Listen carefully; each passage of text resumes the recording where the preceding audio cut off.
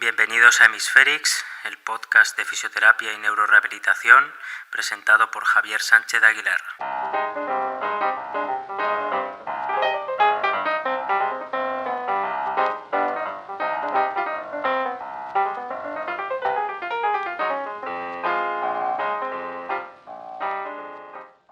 Estoy con David Aso-Fuster, fisioterapeuta especializado en neurología, máster en neurocontrol motor en la Universidad Rey Juan Carlos, máster en atención de fisioterapia comunitaria de la Universidad de Valencia. También es profesor de practicum por varias universidades. Ha sido también profesor adjunto del máster de fisioterapia neurológica de la Universidad Pablo de Olavide en 2015 a 2017.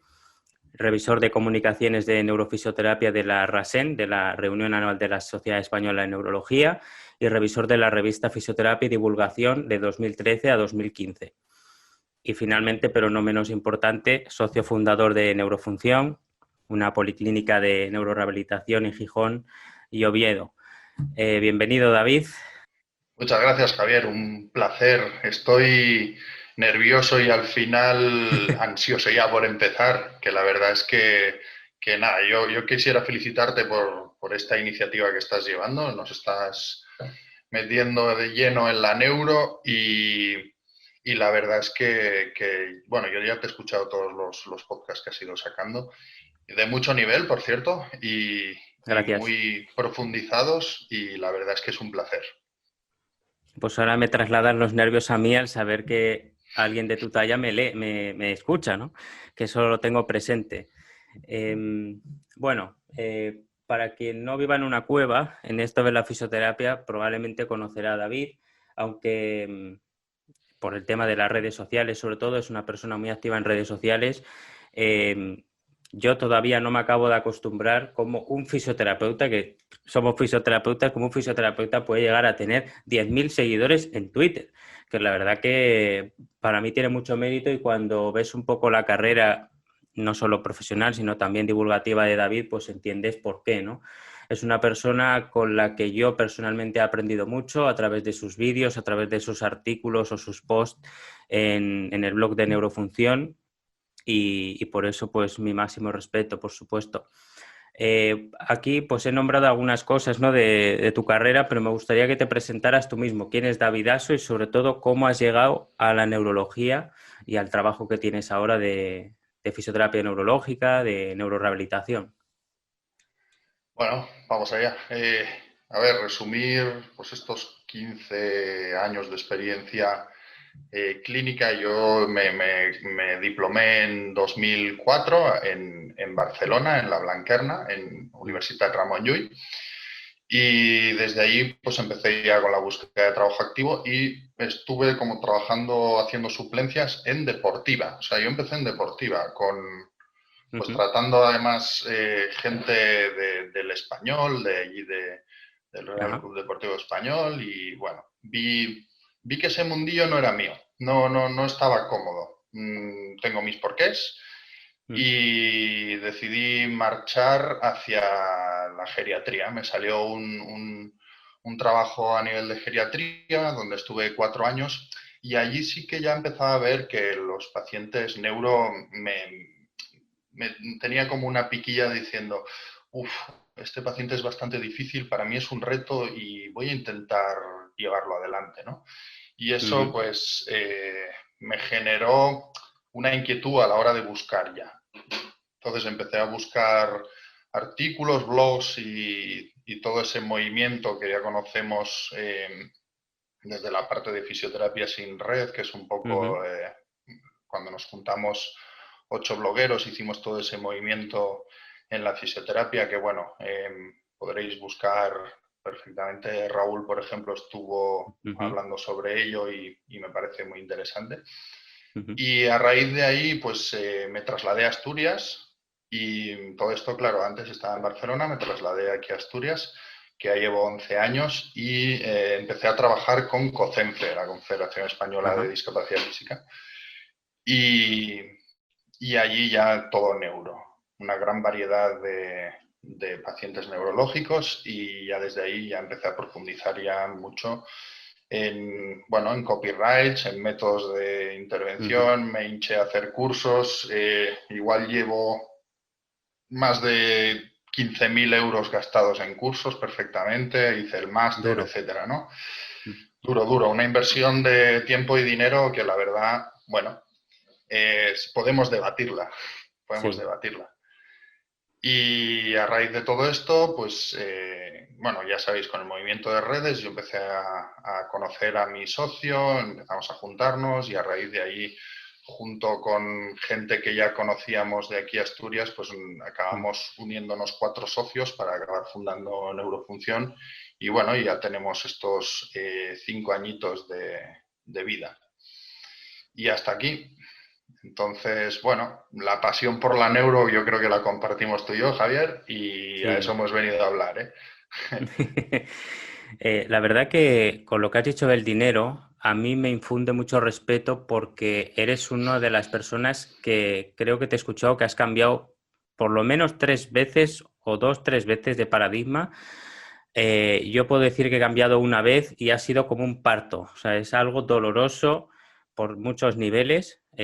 Por algo existe lo que se llama sesgo de costo hundido y demás, pero realmente tiene mucho mérito lo que personas como tú, profesionales como tú, hacéis y asumís que esto no se queda aquí, sino que probablemente habrá más cambios hasta el día que nos jubilemos, ¿no?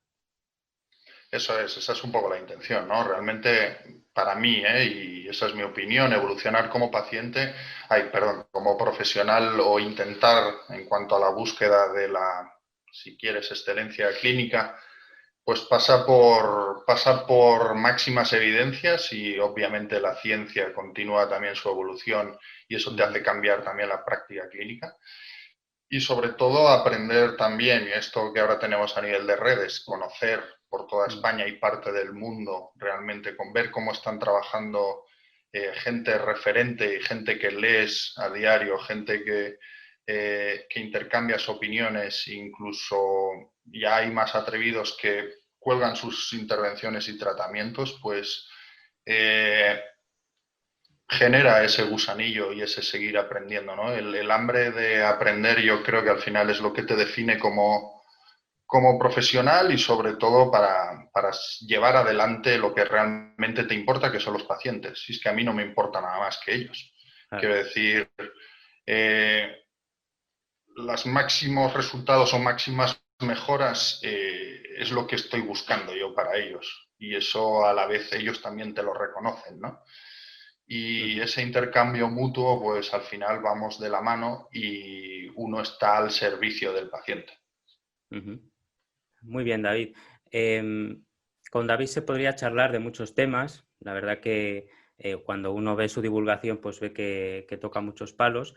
Pero nos vamos a centrar en este podcast en algo que yo creo que a él le toca bastante, que es el tema de la terapia manual. Y sobre todo, si la podemos desligar de lo que podríamos llamar los métodos con copyright y demás, que ya sabemos que no queremos problemas ni nada, pero es parte de la historia de la fisioterapia neurológica y David, como ha mencionado, terminó la carrera a principios de los 2000, yo en 2016, somos generaciones muy diferentes y él tiene mucha más percepción de cómo se ha desarrollado todo esto históricamente. Entonces, la terapia manual se identifica mucho con la fisioterapia. Ya hemos visto a través de otros fisioterapeutas cómo han desarrollado esta historia, cómo han visto que la terapia manual se puso en alza en un determinado momento y por unas razones determinadas. Se podría decir que dentro de las especialidades de fisioterapia la neuro no se libra, ya que tienes una amplia experiencia como fisio y has vivido también la evolución de la profesión. ¿En qué medida se ha desarrollado la terapia manual, entre comillas, ¿no?, dentro de la fisioterapia neurológica? Vale, pues es una pregunta un pelín complicada, porque, bueno, la percepción, yo te puedo hablar del 2004 hasta ahora y anteriormente, pues también tenemos más generaciones que te pueden hablar con mayor conocimiento.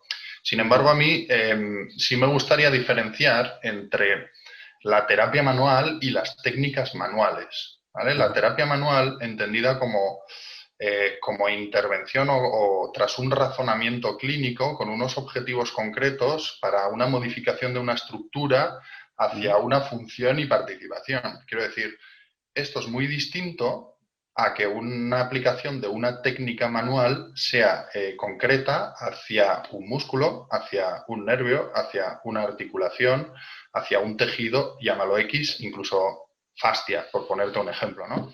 Ujú. ¿Todo esto es comprometido? Sí.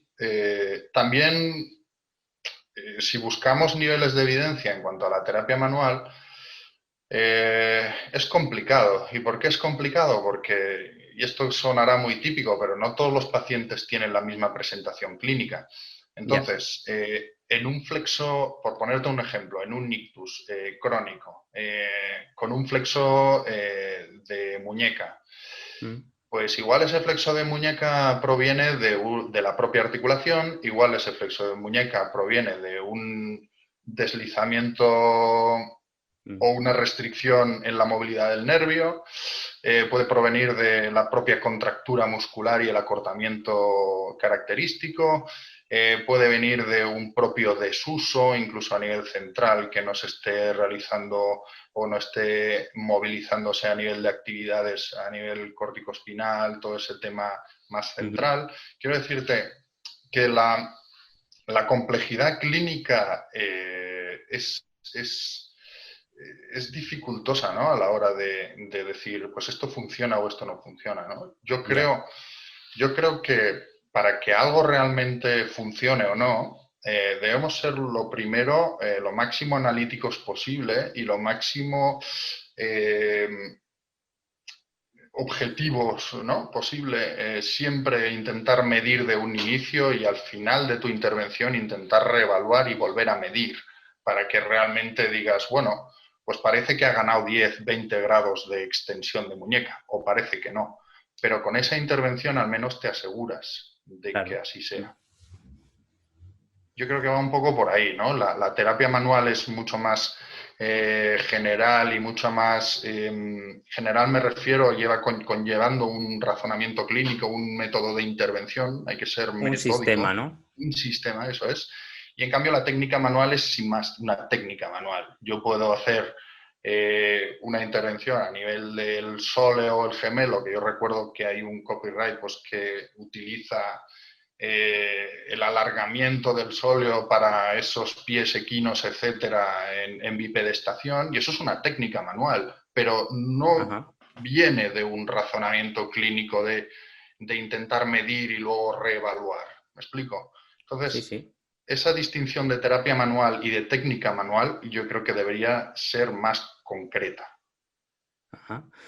Justamente ahora que hablas de esa diferenciación, que me parece muy acertada, cada vez vemos, no solo en fisioterapia neurológica o en neurorehabilitación, sino en general en fisioterapia, si vemos las redes sociales, vemos mucho ejercicio terapéutico. Hemos aceptado la bofetada de realidad, hay que entonar esa mea culpa, yo creo, y ahora pues vemos mucho eso, ¿no? Y vemos muchos posts también de desmitificación de temas de terapia manual y demás. ¿Podríamos hablar de que la terapia manual, más concreto en neuro, está en crisis? Pues esa es una muy buena pregunta. Si entendemos crisis como cambio, pues quizás sí. Si entendemos Mm. como crisis como nivel pues que está en desuso, yo estoy en total desacuerdo. Ajá. La terapia manual es un pilar identificativo de la fisioterapia, como lo es el ejercicio terapéutico o como lo es el propio asesoramiento de la discapacidad. Quiero decir, Mm. no nos quedemos en que la fisioterapia solo es a nivel intervencionista, cuidado, porque también debemos estar ahí por ejemplo, productos ortoprotésicos, etcétera, etcétera, y Mm. saber qué recomendar y qué no, porque te van a venir a ti a preguntar si ese dictus va bien o no va bien, si esa férula debe estar más adaptada menos, si tengo un hombro subluxado, pues realmente si necesita algún producto o no. Por tanto, el asesoramiento, esa parte también tiene que estar activa. Yo realmente me niego a que la terapia manual esté en crisis en cuanto a uso de ella, ¿no? Y terapia manual entendida, como decíamos anteriormente, Técnica. como técnica Mm. y no como, o sea, generalista y no como técnica específica, ¿vale? forma parte de un razonamiento clínico, una terapia manual forma parte de una reducción del dolor. Necesitamos sí o sí movilizar problemas a nivel estructural y necesitamos que los pacientes se muevan y cómo deberían moverse. Cómo deberían moverse en el aspecto de reducción de síntomas clínicos, no en el aspecto de muévete con normalidad. No sé si me explico. Quiero Sí, decir, si un paciente, por ponerte un ejemplo, tiene un equino y estamos trabajando terapia a nivel de ponerse en monopodal, de hacer carga en ese equino, cuidado, porque hay una serie de estructuras que si el pie no está correctamente alineado pueden ser dañinas, pueden ser, que no deberían serlo. Entonces, sí es verdad que si tenemos, por ejemplo, ese equino y necesitamos mayor flexión dorsal de tobillo, pues hay técnicas específicas que mediante una posteriorización del astrágalo pues, puede llevar a una alineación y a un apoyo mejor, Pero, ¿cuál es el problema de todo esto? El mantener ese apoyo. Ahí está la clave. claro. ¿Cómo mantenemos en el tiempo ese apoyo? ¿No? Y ahí es donde viene más la función y sobre todo la participación, que el paciente continúe en casa esa movilidad de tobillo. No sé si me explico. Porque si no, los tejidos vuelven a su ser anterior, ¿no? Los tejidos se retraen, los tejidos si no los usas vuelven a tener ese componente de desuso, el tejido pues vuelve realmente a adaptarse a las condiciones en las que el paciente se mueve o se expresa, ¿no? ¿No te parece, David, que a veces caemos en un discurso maniqueo de estructura versus actividad? El elemento olvidado es la participación y cuando le das caña a la participación, el elemento olvidado es la estructura. Entonces vamos ahí Es, todo el rato y parece que no somos capaces de establecer un razonamiento medianamente bueno para decir, bueno, depende, ¿no? Aquí el modelo gallego, ¿no? Hay que ver, porque la evidencia nunca nos dice cuándo se aplica cada cosa, ¿no?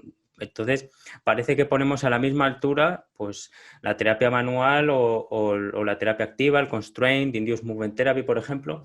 Claro, es que no están a la misma altura porque no van a a la misma raíz. No sé si me explico. sí, perfectamente. Sí, perfectamente, te explicas. De hecho, yo creo que también nos pasa, por ejemplo, en la práctica basada en la evidencia, el mismo ejemplo, ¿no? Parece que solo valen los estudios, parece que solo vale la experiencia del terapeuta, parece que solo valen las preferencias del paciente. Pues no, es un cúmulo de todo. Eh, en estos tres pilares que has nombrado, ¿no? Terapia manual y ejercicio, bueno, en estos dos pilares que has nombrado, eh, sí debería haber un mismo, es decir, depende de cada paciente, debería haber o debería personalizarse. Si uno necesita más ejercicio, tirará más de ejercicio, pero si uno necesita más terapia manual o más componente de terapia manual para luego la realización del ejercicio sin que se reproduzca una serie de síntomas, sin que haya espasmo, sin que haya dolor, sin que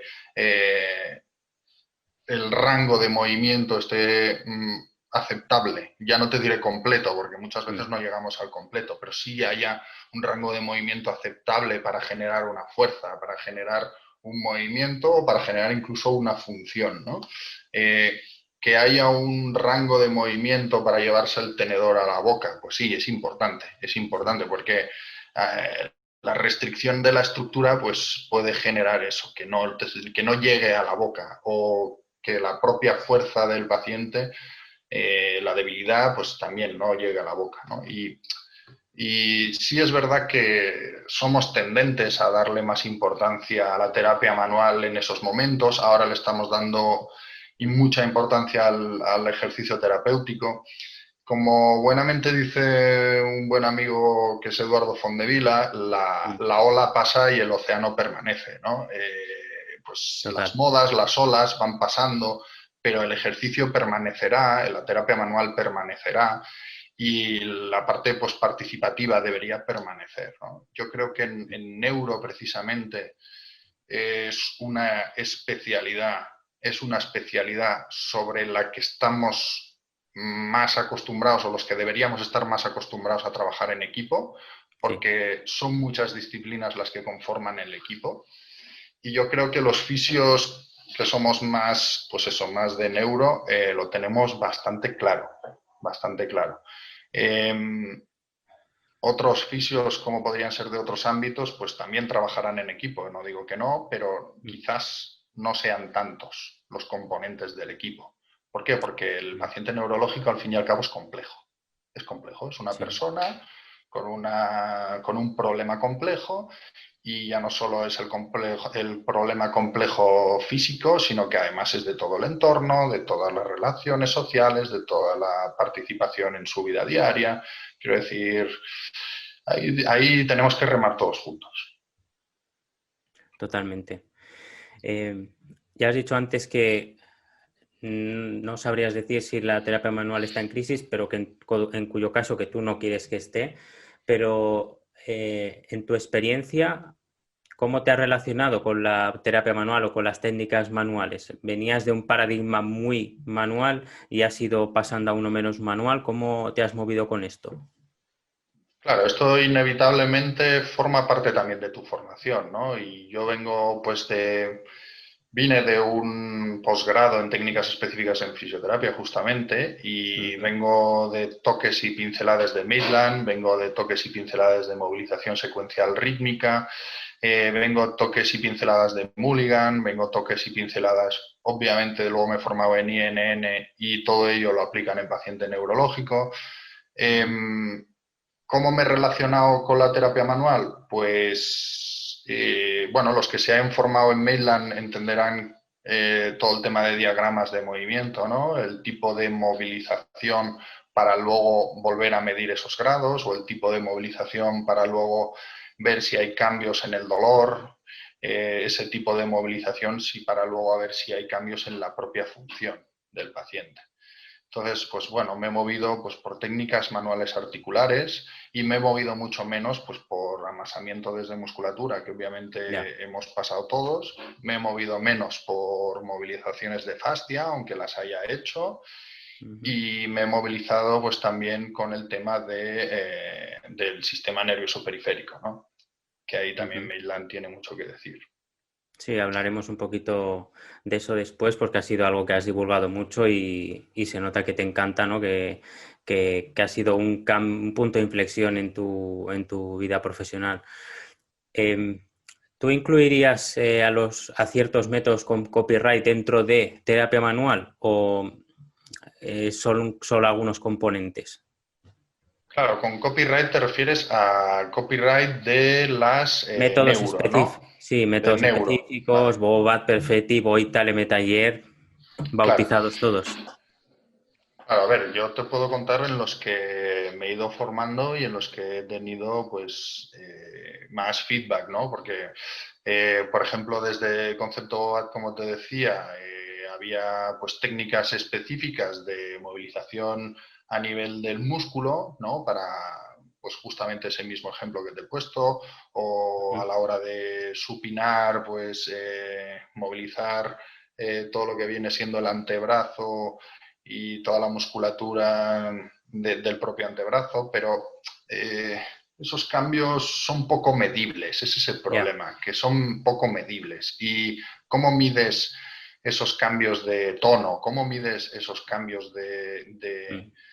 de rango articular en caso de que haya esa ganancia, y luego, por ejemplo, siendo el músculo tu objetivo, a la hora, por ejemplo, de hacer esa supinación, vuelve a contraer el paciente y hace una cocontracción y realmente vuelve otra vez ese hipertono, ¿no? Eso es una Ujú. respuesta típica, y esa nos las comemos con patatas, así de Sí, claro. sí. Estás todo el rato amasando musculatura, el paciente estornuda y vuelve al mismo tono. Es así. Es así. Por tanto, yo creo que hasta cierto punto el tono no debería ser nuestro objetivo. La reducción de espasticidad no debería ser nuestro objetivo, sino realmente algo que pudiéramos medir más funcional y participativo. Ujú. Obviamente puedes llegar a medir a nivel estructural, pues ya tenemos varias herramientas, ¿no? Desde Full Meyer hasta otro tipo de escalas que nos miden la estructura, pero yo creo que no debería ser nuestro objetivo, el tema más estructural, ¿no? No deberíamos centrarnos tanto en tema estructural, a eso es a lo que me refiero. En concepto BOAT de eso. Por ejemplo, en Affolter es muy interesante, por ejemplo, cómo las guías. Claro. Yo no sé hasta qué punto forma parte Affolter de llamarse terapia manual, ¿no? Pero las guías de Affolter son muy interesantes porque realmente están trabajando algo muy participativo y funcional, ¿no? Con objetos reales y con objetos sobre todo como llaman ellos, ricos a nivel táctil cinestésico, que perceptivamente son muy estimulantes y que eso te genere cambios tanto en el comportamiento del paciente como en la propia funcionalidad al haber hecho todas esas actividades, pues es súper interesante. ¿Le llamaríamos terapia manual? Claro, eso es lo que te iba a preguntar. Yo creo que es más contacto, es más guía, es más funcional, no es tanto terapia manual. ¿Vale? Claro, porque La no tiene un facilitación. objetivo, no tiene un objetivo estructural per se, ¿no? Músculo, tendón, tal. Eso es, eso es. Lo mismo les pasa un poco en Perfetti, exactamente igual. Las guías de Perfetti a la hora de generar esa ricura propioceptiva, ¿no? Y posicional y perceptiva, pues pasa exactamente igual. No sé hasta qué punto se podría llamar terapia manual. Yo creo que se centra mucho más en el top-down cerebral, ¿no? Claro. En el generar ese movimiento a nivel de que el paciente lo vaya a buscar y lo vaya a generar. INN sí tiene grandes componentes de terapia manual. Sí. Ahí sí que ha absorbido, no es que lo haya absorbido, sino te voy a decir una cosa. Gisela Rolf, que es quien un poco estuvo manejando o generando toda esa terapia manual en paciente neurológico, estuvo de tutora con un tal Maitland, no sé si te suena, pues estuvieron ahí intercambiando en el Hermitage, que es un sitio donde hacía gente clínica muy especializada, un intercambio ahí súper fructuoso en cuanto a visión clínica del paciente neurológico y del paciente trauma. Y Gisela Roll fue quien introdujo un poco todo el tema de Maitland, bueno, quien ayudó a Maitland a desarrollar su método, y ya no solo eso, sino que además lo aplicaba en paciente neurológico. Y desde ahí pues ya tutorizó a Nora Kern, y yo ya he tenido la suerte pues de formarme con Nora y con Carlos en todo el concepto de INN. Hablaremos enseguida de eso porque a mí también me parece muy interesante y cuando lo conocí realmente sentía que estaba viendo algo revolucionario, ¿no? Pero vamos a entrar un poco en algo que ya has mencionado, ¿no? Que es un poco lo que podríamos llamar la terapia manual pura, por así decir, aplicada a la neuro. Y ahí tenemos lo que a mí me gusta llamar la triple M, ¿no? Maitland, Mackenzie, Mulligan, quizás Mackenzie no tanto, ¿no? Y bueno, incluso habrá quien incluya la osteopatía, aunque sea su rama estructural, pero ahí no nos vamos a meter. ¿Estas formas de terapia manual se pueden aplicar de alguna forma a la neuro o hay un muro entre trauma y neuro? Yo creo que es no solo enriquecedor, sino que además se debería ir aplicando esa terapia manual en paciente neurológico, porque cada vez la neuro y la trauma creo que se están acercando y mucho. De hecho, bueno, yo voy leyendo a nuestros compañeros que se dedican a trauma y ya están hablando de sistema, bueno, ya llevan años hablando del sistema nervioso central, ya llevan años, ahora parece que todo lo funcional está muy en auge en cuanto a trauma, ¿no? Realmente si haces ejercicios que se parezcan a sus actividades que llegan a desarrollar, a las actividades de trabajo, de la vida diaria, ¿no? Y ya no solo eso, sino que nosotros en la perspectiva nos hemos centrado mucho o hemos tendido a estudiar mucho a nivel del sistema nervioso central, pero ¿qué es un cerebro sin un cuerpo? Claro. Se queda en cerebro, sin más. Entonces, quieras o no, la parte más periférica la hemos estado estudiando, nos hemos centrado en los años 40 a nivel de músculo, siempre ha sido un poco el objetivo diana el músculo, pero yo insisto en que ya no solo hay músculo, hay también ligamentos, hay también partes articulares restringidas y hay unos tejidos adaptados a esa forma que hay que ir tratando y que yo creo que se han ido tratando pues mediante ferulaje, también se ha ido aplicando de forma progresiva, ¿no? El ferulaje.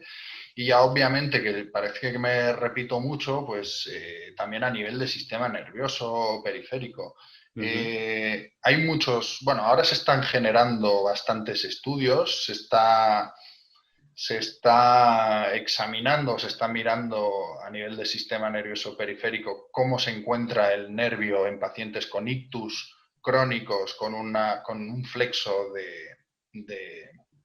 de muñeca, y se está viendo pues que el propio nervio mediano está con menor mielina, está más empequeñecido, perdón, Ujú. y incluso la conducción está reducida, la conducción Ya. nerviosa. Por tanto, si las características del objetivo diana ya están mal, como para encima hay un daño de nivel del sistema nervioso central que ya cuesta organizar un movimiento y realizar un movimiento, pues nosotros que podemos mejorar o al menos intentarlo, esas condiciones periféricas para que a nivel central no cueste tanto.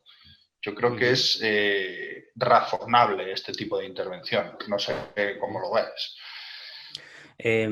Perdona, David, con el tema de neurodinámica, porque vamos a entrar ahora, me gustaría un poco más el tema de la terapia manual en el sentido de, pues por ejemplo, algo que compartes tú mucho, ¿no? Mulligan, el tema de la movilidad pasiva, que uno de los podcasts pasados, o el podcast pasado, hablaba de la hiperextensión de rodilla y cómo hay un aspecto muy importante que es la limitación de flexión dorsal de tobillo y cómo ahí, en ese aspecto muy concreto, puede ayudar la terapia manual. Entonces, ¿hay otros elementos así que tú hayas visto en tu experiencia o que hayas leído que dices, ostras, la terapia manual aquí viene muy bien, ¿no? Para cierta restricción o lo que sea?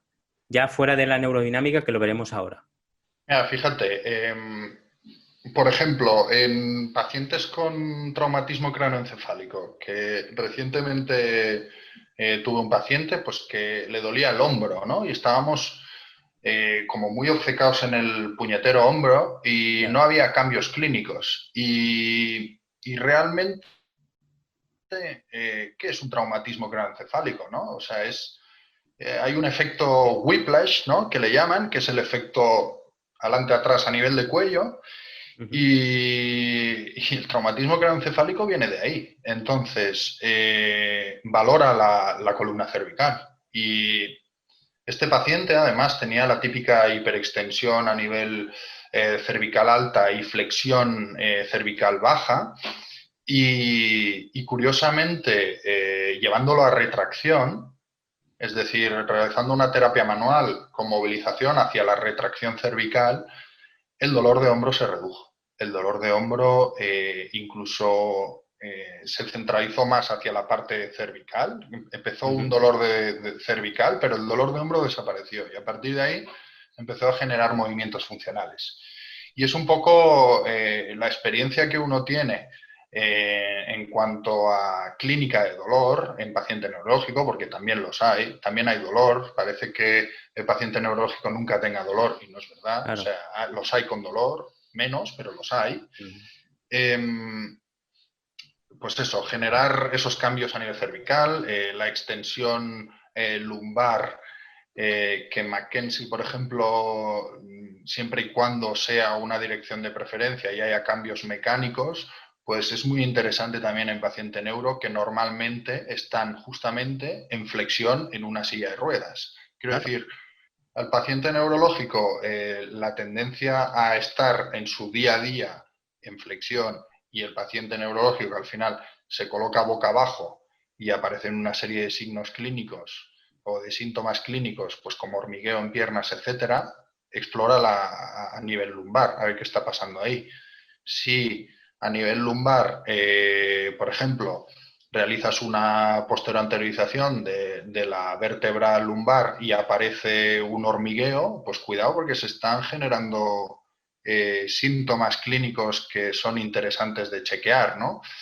Y si tras repetidas extensiones lumbares ese hormigueo se ha reducido y yo noto que el paciente tiene una relajación, luego al ponerse de pie el paciente puede percibir mejor el pie, pues cuidado porque son cambios bastante relevantes, bastante Claro. relevantes. Por tanto, hay pacientes que sí tienen o necesidad de esta terapia manual que estamos hablando, que no son técnicas manuales, sino de esta terapia manual, y que estos cambios clínicos son más que interesantes a la hora luego de desarrollar la propia función, ¿no? Si me vuelvo al mismo ejemplo del hormigueo de las dos piernas, yo con hormigueo de piernas siento peor la parte plantar del pie, eso es descarado. Si hago esas extensiones lumbares repetidas y luego vuelvo a reevaluar y el paciente nota mejor propioceptivamente el pie, pues puede llegar incluso a colocarlo mejor a la hora de la marcha, o no, no lo sé. Para eso hay que ir reevaluando estos procesos. Y eso es Claro. lo interesante de la terapia manual. A mí me sorprendió, David, en ese sentido, leer algunos artículos de terapia manual sin apellido, o sea, sin más, pues eso, que algunos artículos vamos a poner en las referencias del episodio para que sirvan de ejemplo y a mí me sirvió para decir, ostras, la hemos quitado, o sea, no la utilizamos o igual la hemos desprestigiado por los métodos y demás y estamos un poco desencantados con ellos, pero ojo, pueden llegar a ser muy útiles, ¿no? Y a mí eso también va un poco en la línea de la fisioterapia sin apellidos y todo esto, que es tiene sus cosas muy positivas y demás. Y a mí eso me impactó. No sé si a ti también, cuando leíste artículos de ese tipo, como los que me has enseñado y tal, para las referencias del episodio, no sé si a ti también te pasó algo parecido. Pues sinceramente no. Y no me ha pasado por el hecho, te voy a contar por qué. Porque eh, la experiencia clínica, el paciente es el que manda. Y el paciente si tiene una serie de cambios que ya has podido medir y que son reevaluables y que realmente se reproducen y tienen una historia clínica esperable, eh, siendo metódico, no debería sorprenderte ese hecho, ¿vale? Vale. Siempre y cuando a nivel clínico pase esto. Pero sí es verdad que la terapia manual, yo creo que sí que hay una tendencia hacia ese desprestigio que tanto estás comentando, ¿no? Parece que ahora palpar el psoas, pues es como, yo qué sé, está medio Sí, demonizado, que hasta qué sí. punto es relevante, ¿no? Pues lo será en pacientes y no lo será en otros. Y también pensamos que estamos palpando algo cuando realmente no lo estamos palpando. Quiero decir, esto es un poco también relativo. Esto no son blancos y negros, ¿no? Esa escala de grises, tú como terapeuta también quieres ver o tiendes a ver con esas gafas en las que te has formado, que es lo lógico, es totalmente lícito, pues porque es en lo que estás formado, o en lo que acabas de leer, o en lo que acabas de examinar, ¿no? ¿Qué es lo importante? Intentar ser metódico en cuanto a valorar y reevaluar. Y hasta ahí. Y hasta ahí. A mí no puede servirnos o no debería servirnos decir a mí me funciona y hasta aquí. No debería servirnos. Yo creo que eh, en esa humildad terapéutica, en ese querer hacerlo bien, pues en intentar colgarse la medalla, pues tampoco. Tú vas a por el bien del paciente. La medalla es para el paciente, no es para ti, que para eso te paga. Sí, sí, ¿Vale? así es. Muy de acuerdo, la verdad. Vamos ya con la neurodinámica, la gran vedette, ¿no? Parece que la estamos eludiendo, ¿no? A mí me encanta. Sí que es verdad que tuve un boom cuando hice el curso con Carlos allí en Barcelona, en la Gym Bernat, creo. Y dije, madre mía, ¿no? lo que me está presentando aquí. Luego he podido leer su tesis doctoral, ¿no? Que de hecho quiero invitarle a Carlos Rodríguez para hablar de la neurodinámica y hablar también de su tesis, porque es del 2017 y por los cursos que ha ido haciendo, he ido preguntando a ciertos amigos o alumnos que han ido haciendo y me consta que va evolucionando y lo van adaptando, lo cual a mí me implica una salud metódica o de concepto con copyright, si se quiere, que es bastante sana. Entonces, en ese sentido me gusta la evolución, pero sí que tengo ciertas dudas acerca de la neurodinámica y te las quería preguntar a propósito de esto. Desde neurodinámica se habla de la continuidad del sistema nervioso, ¿no? Tanto a nivel estructural, eléctrico, ¿no? Y que, bueno, pues que mucho hablamos de las cadenas musculares y sí, ¿no? Tienen sus conexiones y tal, las fascias, pero como continuo del sistema nervioso no hay nada, ¿no? Entonces, pero aquí me parece que INN hace un salto, o lo hacía, y es que al hablar de daño en el sistema nervioso central y de que se produce un edema y demás, eso de alguna forma se transmite al sistema nervioso periférico. Entonces, a veces siento que se hace una especie de causalidad con la espasticidad, por ejemplo, los patrones espásticos, y yo como persona que estudio mucho la espasticidad digo hasta qué punto un nervio periférico no es causa, o sea, es un factor, ¿no? Y me gustaría saber, en ese sentido, el nervio periférico en el tono, ¿en qué lugar lo pones? Según tu experiencia y demás. Ahora, a ver, ostras, estaría muy bien que invitaras a Carlos, porque esta Mm. pregunta iría más destinada a Carlos, yo lo veo bastante claro. Pero, a ver, sí, yo puedo comentarte pues que para mí el sistema nervioso periférico el problema para mí principal, o creo que debería, bueno, no, debería, no, yo creo que va más por ahí, es sobre todo el tema de la inmovilidad. O sea, Ya. ha habido, sí, un sistema nervioso que ha tenido un daño repentino, ahí estamos de acuerdo, ¿no? El sistema nervioso central Ujú. tiene un ictus, un traumatismo, todos esos daños repentinos. Es que la clave es en que sean repentinos. ¿Por qué? Ujú. Porque si no son repentinos y son silentes y van poco a poco, Ah, claro. el, todo el sistema de alrededor se va adaptando a esas condiciones. Eso está Sí. clarísimo. De hecho, Nora nos contó un caso que yo estuve buscando y profundicé un pelín más, que es el del cartero francés, que no sé si te sonará, que No me suena. bueno, tenía problemas a nivel del líquido cefalorraquídeo que se iba acumulando y resulta que la válvula se le obstruyó, pero no era detectable y no tenía síntomas. Entonces, pasaron años, años, años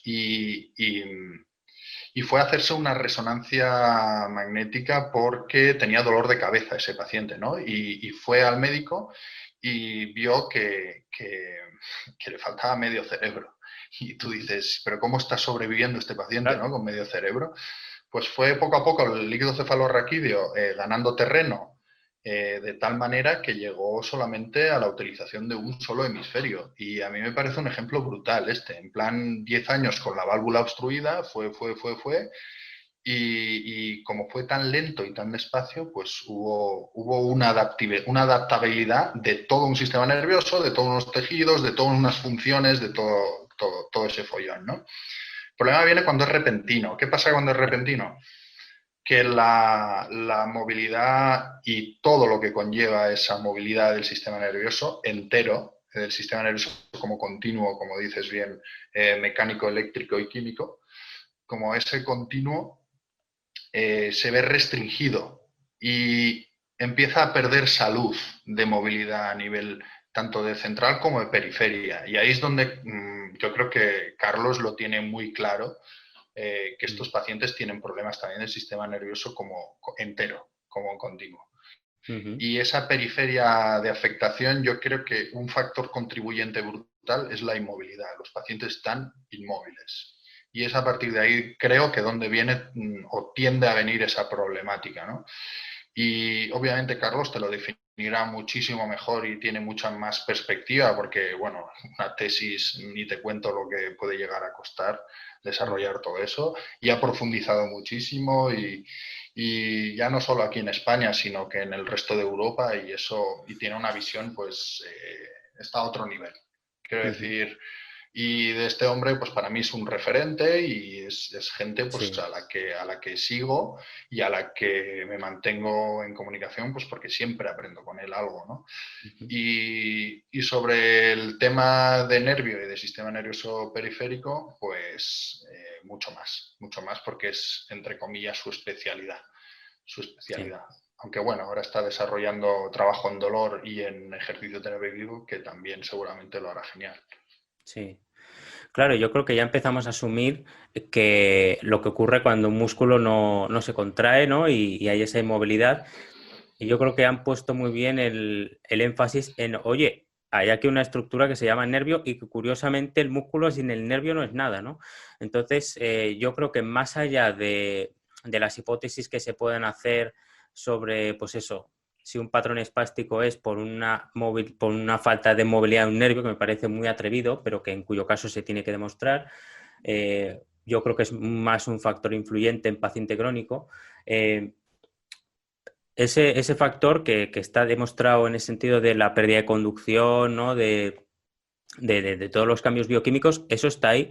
Entonces, ya aquí tenemos que ver, oye, ¿cuándo aplicamos un tratamiento dirigido a un nervio? Y te emplazo esa pregunta. ¿En qué situaciones tú utilizas un abordaje neurodinámico en el paciente neurológico adulto, un ictus, por ejemplo? Yo creo que también lo más interesante o lo que me ha ofrecido INN es intentar descartar el nervio, que eso Vale, para mí es único. Quiero decir, falsar. único en eso es, falsar la hipótesis de que haya eh, pues una falta de mecánica neural. ¿Y cómo lo hacen? Pues con la diferenciación estructural. ¿Y cómo hacen la diferenciación estructural? Pues a través de la relajación o la reducción de tensión neural, ¿no? O sea, justamente lo contrario a la tensión neural, que sería, que esto está más que demostrado, que existe un desenrollamiento, una tensión y un deslizamiento del nervio mediano en el ULT1, ¿no? El Ujú. Upper Limb Neurodynamic Test, pues aplicas los componentes contrarios y el nervio mediano sí o sí tiene que estar en una reducción de tensión neural. Entonces, lo interesante en esa diferenciación estructural es que puedes quitar de la ecuación el nervio, ¿no? Y eso a mí no me lo han enseñado en otros Ya. registros. Por ejemplo, si vas a la fascia, pues ¿por qué es culpa de la fascia? ¿Cómo lo puedes falsar, no? Ujú. Si vas a, yo qué sé, al músculo, pues ¿cómo falsas que el problema viene del músculo y no de otra cosa? Ujú. Entonces, para mí es muy interesante y eso para mí es el plus o lo positivo añadido, ¿no? Ujú. Eso por un lado. Y claro, obviamente, con una correcta valoración de las capacidades del nervio o con una correcta valoración de las capacidades de las interfaces, ¿no? De todos los tejidos que envuelven al nervio o que están en contacto con el nervio, no hace falta que lo En ese envuelvan, perdón. sentido, ¿utilizas la ecografía? Creo que utilizas la ecografía. ¿La utilizas para ese caso también, para ver la interfaz y el nervio y tal? Poco he utilizado la ecografía, sinceramente, pero sí, la he utilizado para observar las capacidades del nervio de deslizamiento. ¿Cómo? Colocándolo a nivel transversal, porque Mm, normalmente el nervio se explora a nivel longitudinal, que mm, se ven las bolitas típicas en un corte, en este tipo de corte, pero si giras el cabezal, pues se ve la longitud y sí puedes llegar a ver cómo el nervio en zonas superficiales se puede llegar a movilizar. Pero no sé qué te iba a decir. Pero lo interesante sí era eso, descartar el nervio y lo interesante también a la hora del tratamiento. es que el tratamiento, eso es, va focalizado o hacia nivel neurodinámico, centrándote en el nervio, o en terapia manual, precisamente centrándote en interfaz, Vale. que eso es lo interesante. Eso es lo interesante. Descartar el nervio si hay problemas de movilidad o si no los hay y centrarte más en la estructura que está afectada. Es que es eso, hay que ser precisos en la estructura que está afectada para luego volver a ver la función, para luego generar la participación. ¿Me explico? Nunca dejar de vista estos dos pilares. Yo creo que tiene la ventaja en la neurodinámica y es que se puede hacer activa de alguna otra forma. Y eso tiene un punto a favor muy importante, ¿no? Eso es, se puede hacer activa. Y curiosamente, en otros copyrights, en otras formaciones de trabajo, por ejemplo, en cadena cinética cerrada y realizando una serie de movimientos, están haciendo neurodinámica sin querer o queriendo. Es que no lo sé hasta qué punto. Entonces, claro, no tienen el objetivo o el punto de vista del sistema nervioso periférico, pero el paciente se está moviendo. Y el paciente está moviendo sí o sí, pues estructuras como el nervio. Y a veces no se tiene conocimiento de ello, pero yo sé que funciona. Entonces, no sé si me explico. Quiero decir, Carlos nos enseñó una diapositiva muy buena que comentaba Berta Bobat, que los pacientes que están realizando rotaciones de columna, después se les reduce el tono. Por tanto, nos interesa mover la columna. Y dices tú, pero no se sabe por qué pasa. Pero ella pasaba. Ella pasaba y el cambio clínico es ese. Entonces, tú puedes formular tu hipótesis, pero el cambio clínico ya está hecho. Y eso es lo interesante. Eso es lo interesante. De cara también al tratamiento, ¿tú utilizas más la neurodinámica a nivel pasivo, por ejemplo, la camilla, movilizando un nervio mediano o un nervio sural y demás? Que yo, por ejemplo, me acuerdo que cuando he tenido alumnos y decía, bueno, hay que hacer movilizaciones, bueno, aprovecha, si has falsado y demás, aprovecha porque puedes meter un componente neurodinámico, ¿no? Ahí lo tienes, ¿no? Entonces, no sé si tú haces este tipo de movilizaciones o cuando haces determinados ejercicios terapéuticos, estás viendo el nervio como por transparencia y decir, ostras, el nervio se está movilizando, me interesa, tal. Claro, lo enriquecedor de esto, y es lo que precisamente introducir la neurodinámica en neurorehabilitación, ¿no? Las siglas estas, lo curioso es intentar introducirlo en las actividades de la vida diaria, ¿no? O sea, tú quieres una movilización de un nervio sural, ¿de acuerdo? Agáchese, coja la ropa de la lavadora y póngala y tiéndela. Entonces, si puede ser, intenta que el paciente evite los movimientos evasivos, es decir, si el paciente se agacha y se le dobla la rodilla, en caso del sural que comentas, ¿no? Se le dobla la rodilla y está evitando tensión neural, está evitando, perdón, el deslizamiento neural por un movimiento evasivo, el paciente debería intentar controlar ese movimiento evasivo. Y eso es lo interesante que están planteando Nora y Carlos. Y ya no solo intentar evitarlo, sino que además en su día a día pues esté cambiando, o sea, poniendo una lavadora, ¿no? Y quien te dice poner lavadora, pues el lavavajillas, quien te dice lavavajillas, pues agacharte a coger algo, pues toda esta ricura de movimiento en intentar que se genere esa neurodinámica, ese movimiento neurodinámico que estás comentando, ¿no? Y yo creo que ahí está el acierto de introducir la neurodinámica en neurorehabilitación. Ahí está la clave. Claro, yo pienso que como concepto que al principio siempre tienes hipótesis más o menos, pues eso, ¿no? Que puede ser más subversivo o menos subversivo, pero parte de una realidad clínica que estás viendo, ¿no? Entonces eso es lo importante. Y a partir de ahí yo creo que si siguen con los estudios y demás, pueden crear una fortaleza científica bastante interesante. Es decir, esto ya es conocimiento asentado.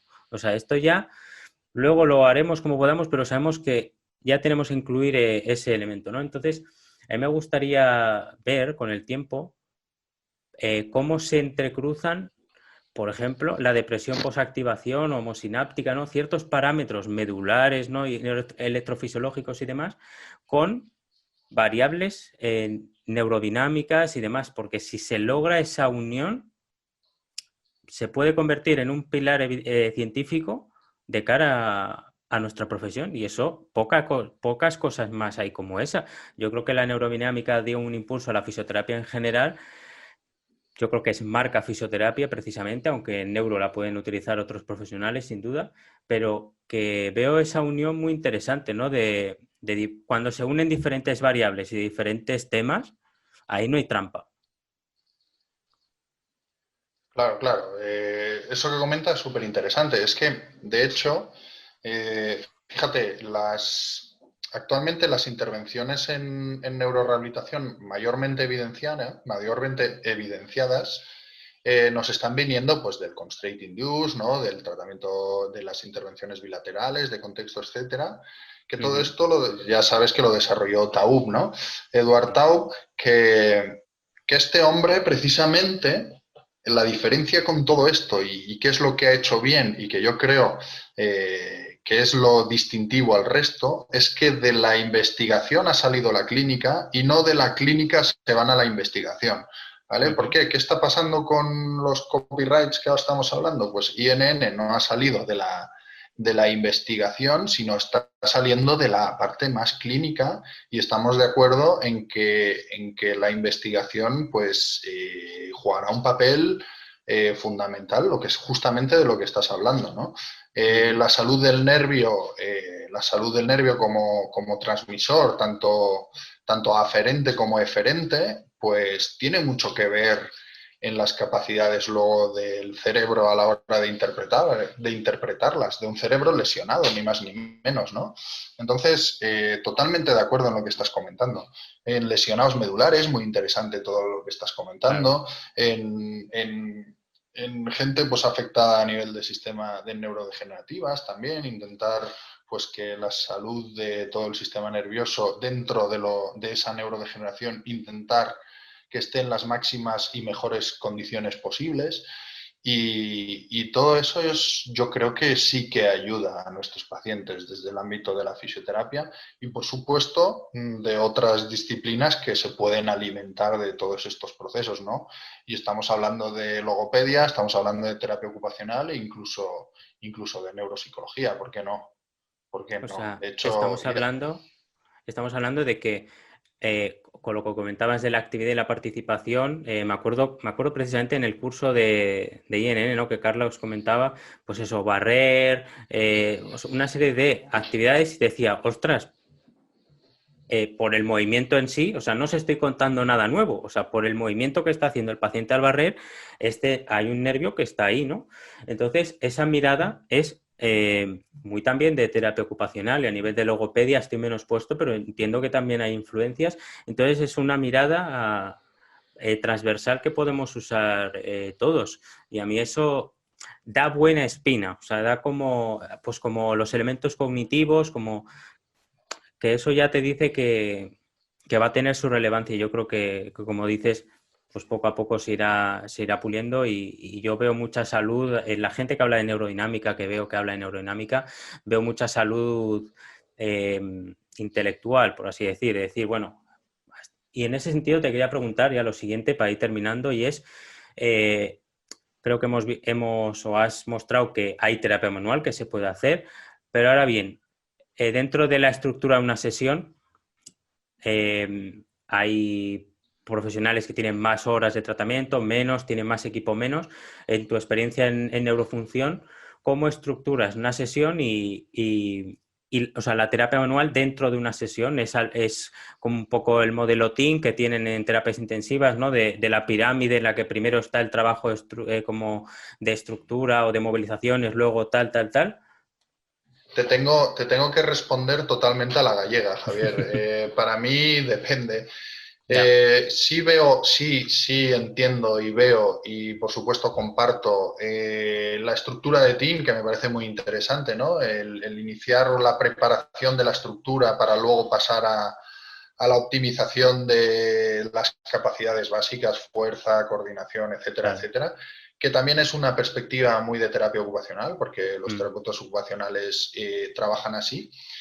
Pero también te diré una cosa, la terapia manual en frío a veces es desagradable, no sé si me explico. Sí. La terapia manual en frío, con músculos fríos, con una articulación un poco dada y que está en una misma posición. Si tú empiezas con movimiento activo, las estructuras van tomando Ujú. su moldeo y luego sigues con una terapia manual para ganar esos grados, para luego seguir trabajando a nivel funcional, ¿por qué no? ¿Por qué no? O sea, yo no te voy a decir todo está escrito, pero, pero sí a nivel clínico, si te sirve hacerlo al final, para que al final me refiero, la terapia manual, al final de la sesión, para que al final Ujú. salga la función, pues ¿por qué no? En vez de un inicio. También te voy a decir otra cosa, que entre sesión y sesión, la segunda sesión, me refiero, la primera tú ya has hecho tu intervención, en la segunda que tú ya quieres ver si hay cambios o no, pues a veces chequeamos la propia función de decir, a ver qué tal te está saliendo esto, lo has estado practicando en casa, entonces haces la demo funcional y si ves que no sale, pues luego ya te metes en terapia manual. Depende, Javier, no, yo Ujú. no tengo el, ya me saldrá, la receta, Ujú. no tengo una No la hay. receta. Es que Ujú. no la hay, es que ese es el problema. Entonces, al no tener la receta, pues puedes al principio, puede ser al medio y yo creo que hasta cierto punto llegas a poder hacerlo al final y te voy a justificarlo. Ujú. ¿Por qué no un paciente, el típico paciente que todos tenemos, tendremos y hemos tenido, lo pongo en los tres tiempos verbales, que quiere terapia manual, perdón, quiere una técnica manual y no quiere hacer ejercicio? Oiga, Ujú. pues, ¿por qué no te lo llevas a tu terreno e intentas hacer un poquitín de ejercicio? Actívate, que luego yo te doy esos mimos, ¿no? Como premio. Y esos mimos me refiero pues a esa terapia específica Ujú. como recompensa, ¿no? Y al final pues generas también una alianza terapéutica, pues llévatelo a tu terreno, ¿por qué no? Al final de la sesión pues hay gente que pide miminos, pues hay que darlos, Sí, ¿por qué sí. no? Como recompensa. Esa parte del contacto creo que también la has mencionado antes y es que siempre va a estar ahí. Sí, sí, totalmente, totalmente. La parte del contacto como guía hacia generar un movimiento, como guía para generar una función, parte de contacto como terapia que somos, porque el contacto ya es terapia, parte de contacto para un acercamiento, una comunicación, parte de contacto, por ejemplo, en basal, estimulaciones, ¿no? En Ujú. estimulación basal, eh, el contacto es muy importante y no solo eso, sino que exploran y generan contacto para que eso enriquezca a nivel perceptivo en pacientes pues, encamados Ujú. X años, ¿no? Y el contacto sí o sí es comunicación Ujú. y sí o sí nos comunicamos con nuestros pacientes y contacto tiene que haber. Ahora en tiempos de COVID, pues bueno, Ya. limitado y bueno, eso también cuidado, que también en ese contexto influye. Ujú. Y también te voy a decir otra cosa, que contacto en contextos, pues en Alemania, en todas estas partes del norte que son más fríos a nivel de Mm. contacto, pues contacto también es cultura Sí, y nos tenemos que adecuar a ello, ¿no? Y yo creo que el contacto no lo vamos a perder. claro. Yo estoy totalmente de acuerdo. De hecho, supongo que te habrá pasado. eh, Hay pacientes que las órdenes verbales les van fatal, les revienta la cabeza. Y yo ahí, sin conocer nada de Basar y todo esto, porque yo realmente tengo, pues eso, hace 4 años que acabé la carrera, 4 o 5, ¿no? Eh, Cuando estaba empezando a trabajar y tal, me di cuenta de que callado a veces está mejor y que dándole la orden a nivel táctil casi intuitivo, ¿no? Un cierto movimiento y dije, wow, ¿no? Lo que se puede conseguir y luego ya pues puedes meter alguna cosa verbal, no necesariamente por una fascia global o que no comprende, sino igual te comprende, pero ostras, no hay ese problema, ¿no? Y realmente pienso, ¿no? Esto pues no será una terapia manual como tal, pero esto es contacto y esto no se puede perder. Totalmente, absolutamente y completamente de acuerdo. Quiero decir, has descrito precisamente uno de los principios de Affolter en cuanto a las guías y en cuanto a su modelo de acción, ¿no? Nos perdemos a nivel de órdenes verbales, los pacientes no tienen por qué entenderlas, nosotros tampoco podemos, o sea, no, tampoco nos estamos asegurando de que haya una correcta comunicación verbal, porque a veces decimos flexiona el hombro y quién sabe Sí, si el paciente ya. entiende flexiona el hombro o dobla, dobla. Bueno, pues Carga, carga, eso es. crece. Pues eso es. Pues todas esas órdenes, de ahí forma parte todo el tema de las guías y la guía, fíjate que es mucho más rica porque genera experiencia de movimiento. Genera experiencia de movimiento y al final el movimiento es el cúmulo de experiencias y a partir de ahí el paciente puede o no puede generar ese movimiento. Esa es otra. No esperes Ujú, siempre una respuesta que a nivel verbal sirve, perdón, no sirve y a nivel de guía sí que sirve. Depende. Esa es otra, depende. Otra vez a la gallega. Entonces, bueno, Affolter es muy interesante porque te elimina completamente el tema de hablar y a ver cómo te comunicas sin hablar. Eso es como a ver cómo sientes sin mirar. El tema de ya. nosotros estamos muy coaccionados tanto por la vista como por la orden verbal, ¿no? Y a veces es mucho más rico todo el tema propioceptivo, táctil y de movimiento en estos pacientes que precisamente estamos buscando eso. Si es que tenemos una relación directa con el movimiento en todo esto, ¿no? Ujú, Más que a nivel verbal y más que a nivel auditivo. Así que yo sí estoy totalmente de acuerdo en esa observación que has hecho. ujú. Vale, David, pues para terminar, para ir poniendo un poco el broche final y demás, englobando todo esto de la terapia manual, las técnicas manuales, ¿cuáles serían, según tu modo de ver, sus principales beneficios en el paciente neurológico adulto? Es una muy buena pregunta y también yo creo que van enfocadas sobre todo relacionados con el rango de movimiento. A Ujú, modo de resumen, en rango de movimiento sin perder de vista función-participación, ujú, enfocados hacia ahí. Terapia manual para reproducción de signos y síntomas clínicos relacionados con el dolor y el propio espasmo protectivo en cuanto al movimiento. Por ejemplo, pues eso, hombros dolorosos típicos, pues que provenga a nivel de cervical, como te he dicho anteriormente. Pues ¿por qué no? Eso ujú, es una intervención de terapia manual.